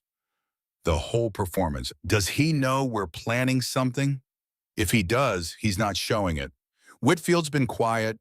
Harris has been asking questions about you, but carefully. They know something's wrong, but they don't know what. And the witnesses. Owen pulled out a list. Ethan scanned it. 15 names, more than the original 8. They're willing to stand, Ethan asked. They're willing to listen. I told them there'd be evidence presented, told them the truth about the mine. Some believed me right away. Others needed convincing. But they'll come to the square when Ashford speaks. What about Catherine? Owen's expression darkened. She came to see me last night. Late, alone. She looked like she hadn't slept in days. What did she want? To give you this. Owen handed over a sealed envelope. Ethan opened it. Inside was the map Catherine had mentioned, but more detailed now, marking a location in Nevada, an abandoned silver mine near Virginia City. Coordinates, landmarks, guard positions, everything he would need. This is where they're holding James, Sarah asked. According to Catherine, yes, she got the information from Whitfield's private papers. Copied it while he was drunk. Can we trust it? Owen shrugged. Can we trust anything Catherine Prescott gives us? She's been lying for 12 years. But her hands were shaking when she handed me that envelope, Owen continued, and she said something strange. What? She said, tell Blackwell that some cages are invisible and the only way to break free is to unlock them from the inside. What does that mean? I think it means she's done being afraid, done protecting herself at the cost of everyone else. She's choosing to stand. Sarah looked at the map. If we go after James, we leave Stillwater, miss the confrontation with Ashford. We don't all go, Ethan said. I go. You stay. You're the witness, the one who saw the massacre. You're the one who needs to face Ashford. You can't go alone. It's a 3-day ride to Nevada. You'd miss everything. Not if I ride hard, not if I take the mountain passes. That's suicide territory in late September. The weather could turn, you could get trapped. Better trapped than letting an innocent man die because we were too focused on revenge. This isn't revenge. This is justice. The two are closer than we like to admit. Sarah and Ethan stared at each other, the argument building. But before it could erupt, Emma spoke up from her corner. Mama, let him go. Both adults turned to look at the child. Baby, this doesn't concern you, Sarah said. Yes, it does. You always say the right thing is the right thing even when it's hard. Saving that man is the right thing. We don't even know if he's still alive. Then Mr. Ethan will find out. And if he is alive, Mr. Ethan will save him. Because that's what good people do. Owen smiled. Out of the mouths of babes. Ethan knelt beside Emma, looked into those watchful, knowing eyes. You're a wise little girl. I'm 7, almost 8. That's not little. You're right. I apologize. You're a wise young woman. Emma smiled. It transformed her face, made her look her age for the first time since Ethan had met her. Come back safe, she said. Mama needs you. I'll do my best. And if you can't come back safe, come back anyway. We'll fix you. Deal. Ethan stood, looked at Sarah. She was blinking hard, fighting tears she would not let fall. I leave within the hour, Ethan said to Owen. You stay with Sarah and Emma. Keep them hidden. Keep them safe. We're here, the mine. It's defensible. One entrance. Deep tunnels if you need to retreat. Owen nodded slowly. All right, but you better get back. This whole plan falls apart without you. Then I'll get back. Ethan turned to Sarah, tried to find words for everything he needed to say. Found none adequate. Keep her safe, Sarah said. Not Emma, not herself, the person Ethan was riding to save. I will. And Ethan, come back. Please. Not for me, for her. She's already lost one father. She can't lose another. I'm not her father. You're the closest thing she has. Don't make her bury you too. Ethan wanted to promise, wanted to give Sarah the certainty she craved. But he had learned that false promises were crueler than hard truths. I'll come back if I can, he said. And if I can't, you finish this without me. You stand in that square and you show Ashford and everyone else that you won't be silenced. Promise me that. I promise. They stood close, not touching, but the space between them charged with everything unsaid. All the words that had no time, all the feelings that had no place in the middle of a war. Then Ethan turned and walked to his horse before he could change his mind. The journey to Nevada was brutal.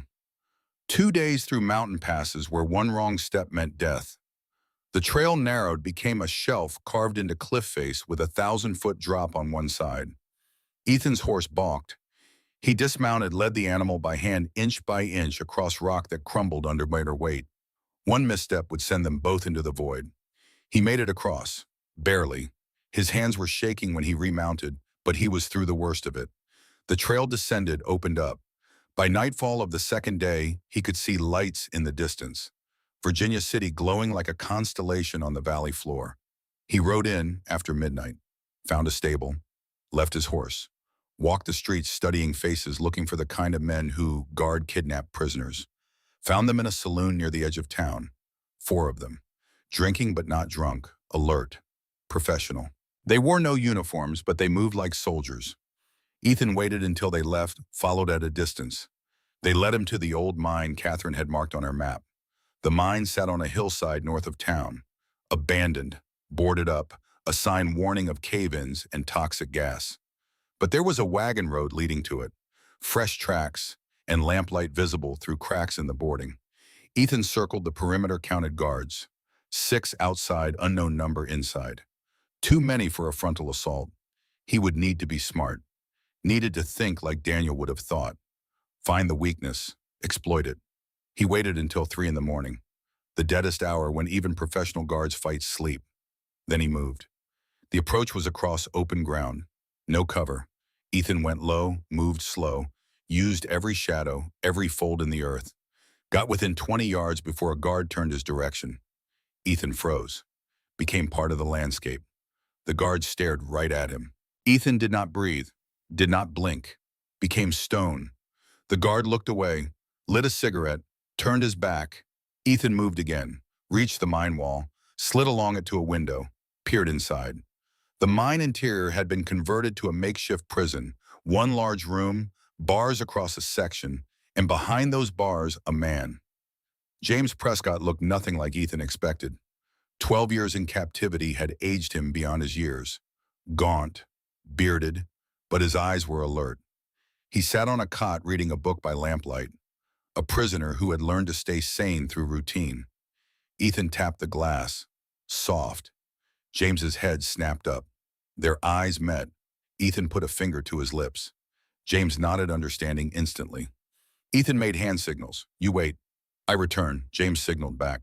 Guards, 6 outside, 3 inside, 9 total, long odds. But Ethan had faced worse during the war, barely. He withdrew, circled back to where he had left his horse, retrieved a rope, a knife, matches, returned to the mine under cover of pre-dawn darkness. The eastern sky was starting to lighten. Ethan was out of time. He had to move now or abort. He chose to move. Fire was the oldest weapon, the simplest. Ethan soaked a rag in lamp oil from his saddlebag, stuffed it under the guard shack, set it alight, withdrew. The flames caught fast, spread. Within minutes, the shack was blazing. Guards shouted, ran for water, forgot their posts. Ethan entered the mine through the window, dropped into darkness, found the cell. The lock was industrial, strong. Ethan pulled out his knife, started working on the pins. Behind him, footsteps. A guard returning. Ethan abandoned the lock, turned. The guard saw him reach for his weapon.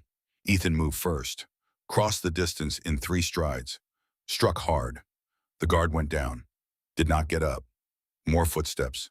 Multiple guards converging. Ethan grabbed the fallen guard's keys, tried them in the lock. 3rd key worked. The cell door swung open. James stood, moved like a man who had forgotten how to run. Who are you? James asked. Ethan Blackwell. Your mother sent me. My mother, after 12 years. She never forgot. Now move. They ran together, out through the window, across the yard while guards fought the fire. A shout behind them. They had been spotted. Bullets kicked up dirt. Ethan and James dove behind a wagon, returned fire. Ethan had 2 rounds left, made them count, bought seconds. They reached the horses, mounted double, rode hard toward the hills. Pursuit came fast, but Ethan knew the terrain, had studied it on the ride in. He led them through ravines and creek beds, lost the guards in the pre-dawn darkness. By the time the sun rose, they were 10 miles away and still moving. James finally spoke. His voice was rough from disuse. Who are you, really? I told you, Ethan Blackwell. Your mother gave me the map. My mother. The woman who left me in hell for 12 years. She didn't leave you. She was being used, controlled. She chose silence over fighting. She chose your life over everyone's justice. That's different. James was silent for a long moment. Then he said, "Is she still alive, my mother?" "Yes, and she's ready to stand, to tell the truth, but she needed you free first." "Why?" "Because you're the key witness, the first person to discover the theft. The man held prisoner for 12 years. If I bring you back, we can end this." James looked at Ethan with eyes that had seen too much. "Then let's end it." They rode hard for 2 days, switching horses at way stations, sleeping in shifts, always moving, driven by the knowledge that time was running out. On the evening of the second day, they crested the ridge above Stillwater. The town spread below them, lights burning, and in the square a platform had been erected. Tomorrow. Ashford's speech was tomorrow. "We made it," James said, staring at the platform being built in the square below. "Barely. Barely is enough." Ethan urged his horse down the ridge. Tomorrow they would end this, one way or another. They rode into town as darkness fell complete. Ethan led them not to the main street, but to Owen's stable. Found it empty, except for Owen himself waiting. "You made it," Owen said. "Barely." "Barely is enough. Where are Sarah and Emma?" "In the mine, deep, safe. They have food and water for 3 days." "And the witnesses?" "Gathered. Nervous, but gathered. 15 families ready to stand when you give the word." "Tomorrow," Ethan said. "We end this tomorrow." James had dismounted, was staring at the town with an expression that held 12 years of captivity and rage. "This is Stillwater." "Yes. This is where she's been all these years, living free while I rotted in darkness." "She hasn't been free. She's been in her own prison." "Then tomorrow we break her out." Ethan looked at James, really looked at him, saw something in those eyes that worried him. The damage that comes from too much time alone, too much pain, too much hate. "James, your mother is not the enemy. Ashford is. Whitfield is. They're the ones who took your life. My mother let them. To keep you alive. I never asked to be kept alive this way. I would rather have died than become the excuse for her cruelty. And tomorrow you can tell her that. Face to face, free man to free woman." James nodded slowly. "All right, tomorrow." They spent the night in Owen's stable. Ethan tried to sleep. Could not. His mind was racing, going through the plan, looking for weaknesses, finding too many. At midnight, he gave up on sleep. Went outside, found Owen smoking a pipe in the shadows. "Tell me the truth," Ethan said. "What are our chances of surviving?" "Maybe 50%. Of winning 20% if we're lucky." "Those are bad odds." "They're the only odds we have." Ethan thought about that, about Sarah and Emma hiding in the mine, about James sleeping fitfully in the stable, about Daniel's grave and the 12 dead miners and all the lives destroyed by powerful men who thought they were untouchable. "Then we make our own luck," Ethan said. "How?" "By being too stubborn to lose." Owen laughed, quiet, tired. That might just be enough. Morning came bright and cold. Ashford's speech was scheduled for noon. The town square started filling by 10. Merchants closed their shops to attend. Families came in from outlying ranches. By 11, the square was packed with maybe 400 people, the largest gathering Stillwater had seen in years. Ethan watched from the roof of the general store. Sarah beside him, James on her other side. Emma stayed hidden in the mine with Owen standing guard, the safest place for her until this was over. Below them, the platform stood empty, waiting. Behind it, Ethan could see Whitfield and Harris. Judge Callahan, the corrupt foundation of Stillwater's power structure. And walking toward the platform surrounded by guards, Senator Harrison Ashford himself. He looked exactly like power always looks. Well-dressed, confident, untouchable. He climbed the platform steps, waved to the crowd. They cheered. Most of them did not know what he really was. Most of them still believed the comfortable lies. Ashford began his speech. Standard political rhetoric, promises of prosperity, thanking for support.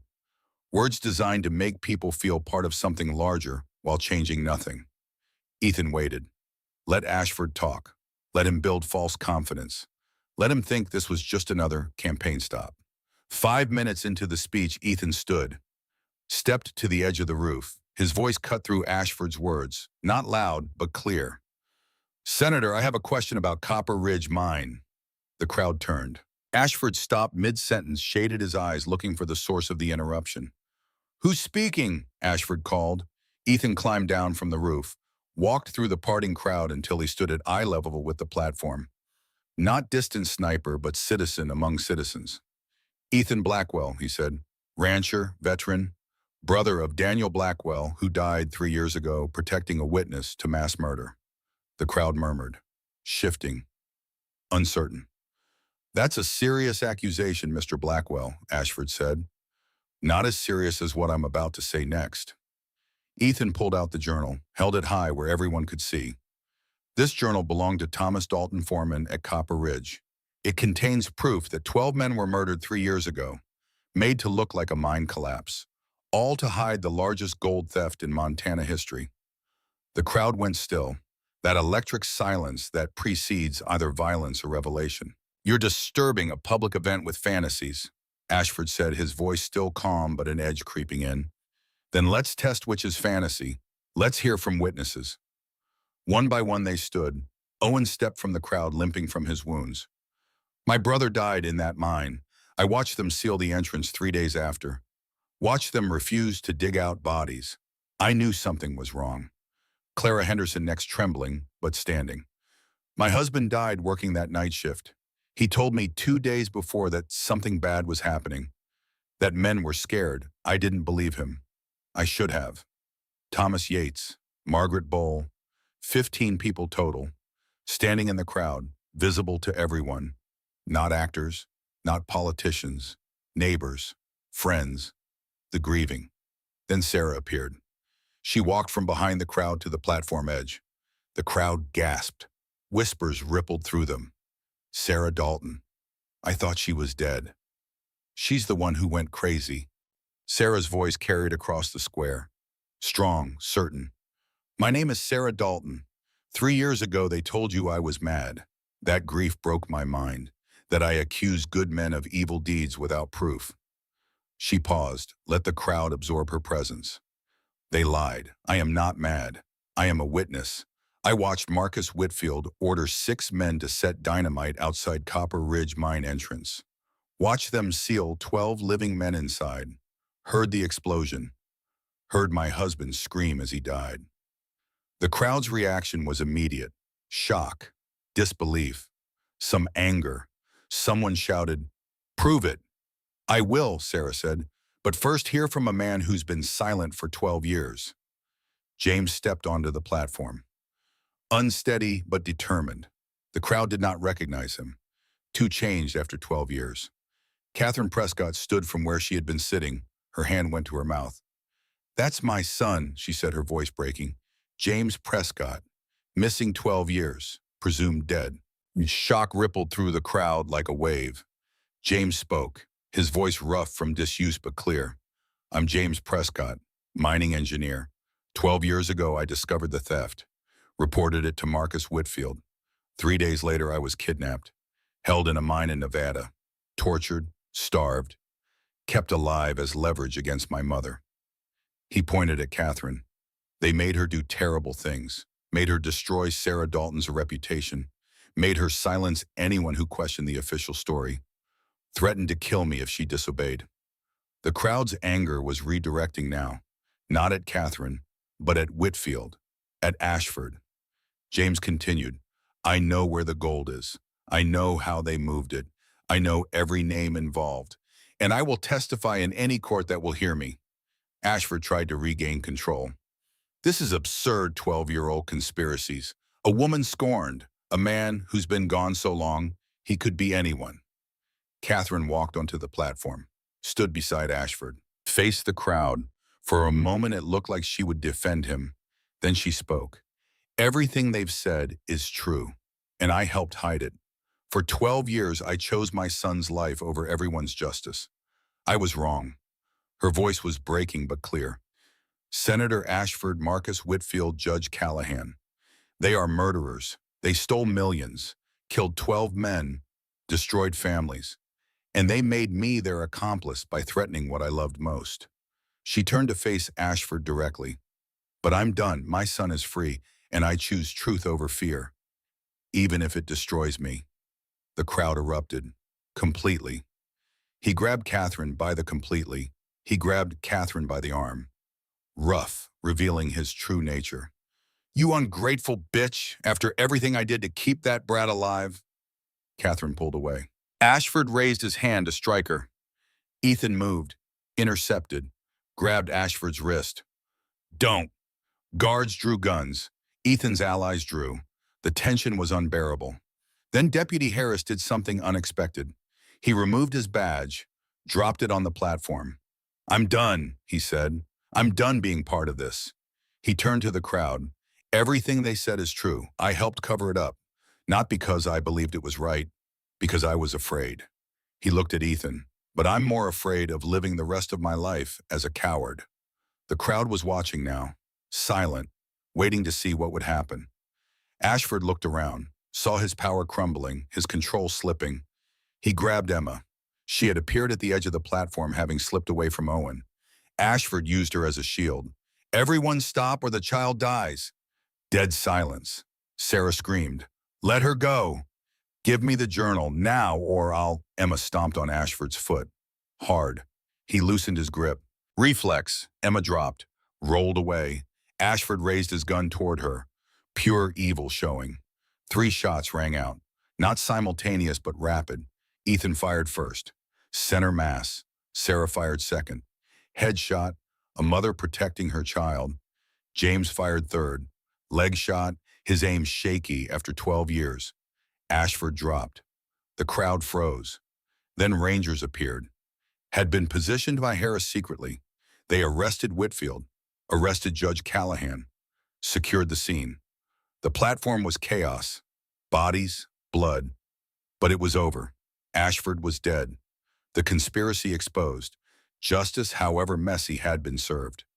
Emma ran to Sarah, both crying. Ethan stood over Ashford's body. Not triumphant. Heavy. Killing even injustice carries weight. Catherine knelt by James, holding her son for the first time in 12 years. Owen limped over to Ethan. We did it. Did we look around? 3 dead, dozens traumatized, a town torn apart. But the truth is out. Truth always has a price. And the trials took months. Whitfield was convicted and sentenced to life imprisonment. He died in prison 2 years later. Judge Callahan fled, was found dead a week later. Apparent suicide. The territorial government investigated, recovered some of the stolen gold, distributed it to the families of the 12 victims. Not enough to replace what they had lost, but something. Recognition, acknowledgement, justice incomplete but present. Sarah testified at every trial, stood in courtrooms and told her story over and over until it became almost mechanical. But each time she remembered Thomas, gave his death meaning. 6 months after Ashford's death, Ethan and Sarah stood on the porch of the rebuilt ranch house. New barn, new fences, same land, but different, better. Inside, Emma was doing lessons, singing to herself. Not the old lullaby, a happier song. We survived, Sarah said. More than survived. We won. What comes next? I don't know. Haven't planned past tomorrow in 5 years. Maybe it's time to start. Sarah turned to face him. Emma asked me yesterday if you're going to stay. What did you tell her? That I hope so, but it was your choice. And if I choose to stay, then we'd have to figure out what that means for all 3 of us. Ethan took her hand. I'm 38 years old. Lost a wife, lost a brother. Spent 5 years dead inside. I'm not a young man with easy promises. I'm 32, widowed, hunted, spent 3 years terrified for my daughter. I don't need easy promises. What do you need? Honesty, partnership, someone who won't run when things are hard. I can do that. Then let's try. See if 3 broken people can build something whole. 4 months later, in July 1885, they married. Small ceremony at the rebuilt church. Owen officiated. Catherine and James attended. Clara, Thomas, Margaret. All the witnesses who had stood together. Emma was flower girl, wearing a dress Catherine had sewn. The vows were simple, written by Ethan and Sarah themselves. Ethan said, I promise not perfection, but effort. Not certainty, but faith. Not to never fail you, but to never stop trying. Sarah said, I promise not to hide my fears, but to face them with you. Not to ask you to save me, but to save ourselves together. They kissed. Tender. A commitment, not infatuation. At the reception, Ethan danced with Emma. Am I doing it right? She asked. Perfect. Mr. Ethan Random, yes. Can I call you Papa? Ethan stopped dancing, overcome. Emma, I'm not trying to replace your father. I know, but Daddy's gone. And you're here. I can have two fathers. One in my heart, one in my life. Ethan knelt to her level. I would be honored, but only if you're sure. I'm sure. They hugged. Ethan cried for the first time since Mary died. Sarah watched from the porch, tears streaming. Catherine approached her. You have what I lost for 12 years. Family, freedom, truth. Don't take it for granted. I won't. And you have James back. But 12 years are gone. Can't get those back. No, but you can make the next 12 count. In the warmth of the 1894 hearth, Emma has been crying quietly through the last part of the story. So that's how we became a family, she says, and that's how. And Uncle Daniel, his grave. Ethan stands, walks to the window. 1 week after the wedding, we went to Daniel's grave. All three of us, as a family. He closes his eyes, remembering. I knelt by his headstone and said, we did it, Dan. Finished what you started. Sarah and Emma are safe. The men who killed you paid the price.